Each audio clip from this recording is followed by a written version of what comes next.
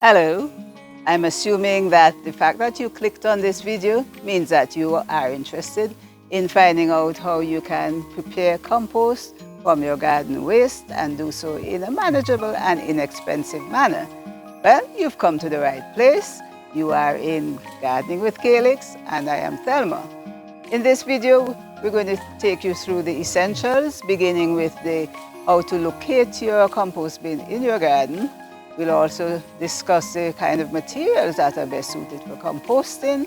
And of course, step by step, we will show you how to fill your compost bin. And the best part, we'll also monitor how the composting process develops over an 11-week period so that you can see the beautiful results. So please keep watching.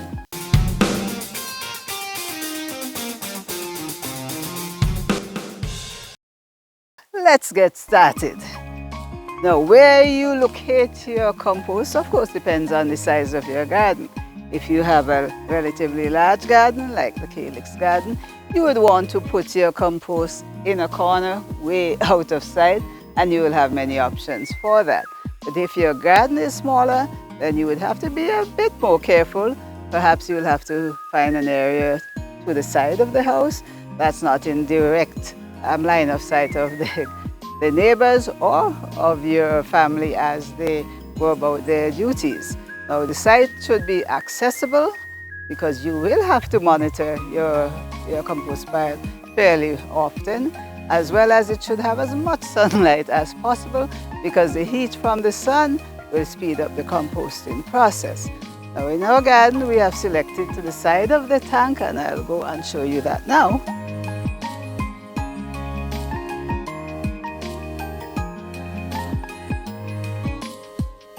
The area we selected as our mini composting station meets all these criteria. It's tucked out of sight, gets lots of sunlight, and we were able to build this sturdy stand against the side of the tank to store the containers and the composting materials. We're using a lot of repurposed materials. First, we have this half of a drum cut lengthwise with holes drilled into its sides and bottom for ventilation and drainage. This composting bin has a capacity of 20 gallons, and you can use any similar repurposed container as long as you provide ventilation. The other containers are recycled 5-gallon buckets and rather large plant pots. Let's move on to the materials that we're working with, and I'd like to start with what you should avoid. Please avoid non-biodegradable materials. Another no-no is animal products. They can decompose, but animal products tend to attract pests, especially rodents, and you want to keep those out.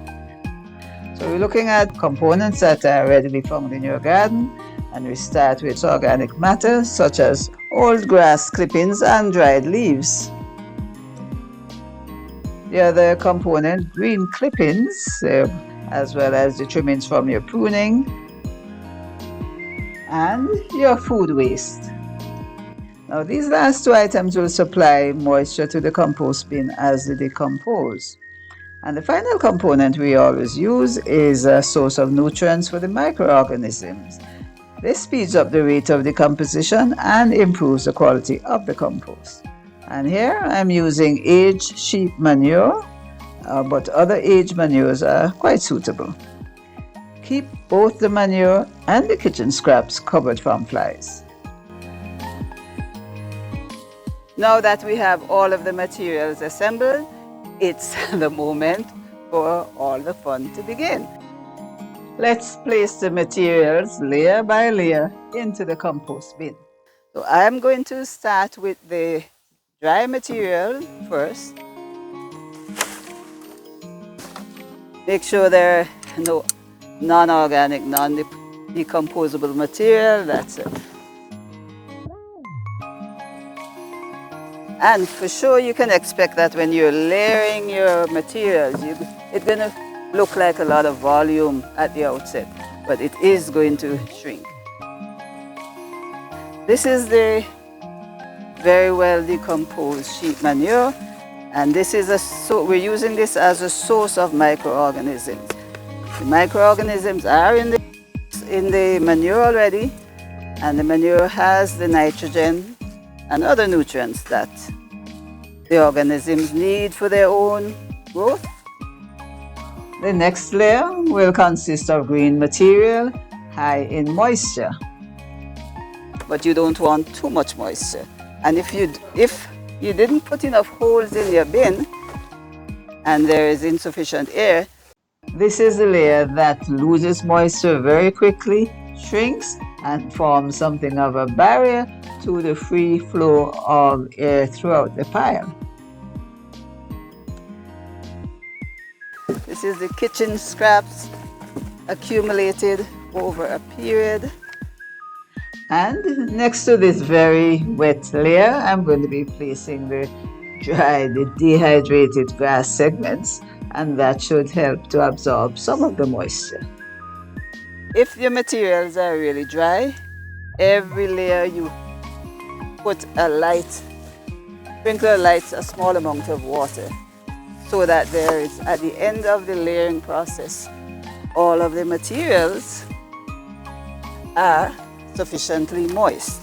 Now, these bins have been exposed to rainfall over the past few days, so the materials in them are already moist. And there is no rule as to which goes first. You're just trying to layer it so that organisms are evenly spread throughout the mixture. Nice.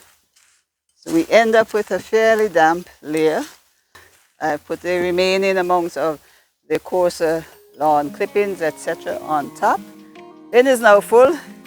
What I'm going to do is cover it. So the idea of covering is to keep out excess moisture as well as any pests that may want to come and nest in your bin. You don't want that.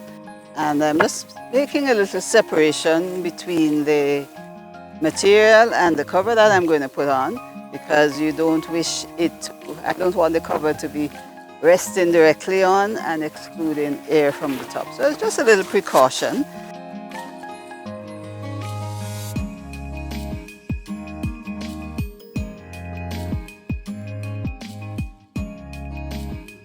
Let's see what's happening after 3 weeks.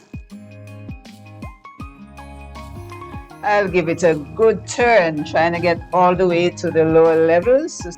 Definite signs that decomposition has been going on. But what we're going to do after we turn it is put back the cover and take another look at 8 weeks. After 8 weeks, you still have a coarse level on the top. This coarse material can be used as mulch, but we are really looking for compost to use in our beds as organic fertilizer or as a component in your potting soil. So the coarse sections I'm putting to one side, and that is likely to be the starter for the next compost batch. So let us see what stuff we have underneath. There is quite a bit of damp. Not so much that, ooh, did I get one drop?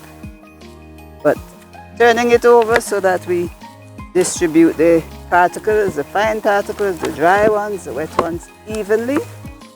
And I'm going to return the cover so that the decomposition will continue. Okay, what do we have in the bin?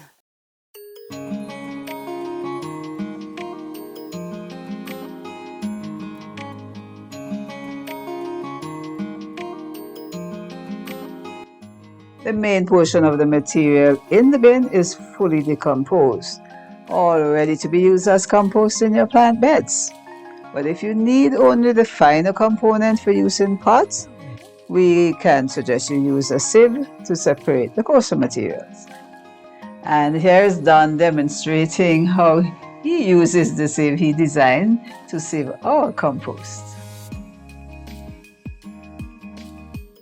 After allowing the sieved material to dry for a few days, this is what the finished product looks like. Very friable, very loose. Actually, it looks like soil, doesn't it? Very rich organic soil. You can still see some portions of, I guess, roots and a few twigs, but this material can be used as is in your pot as a potting soil. I estimate we got about 4 gallons of finished compost.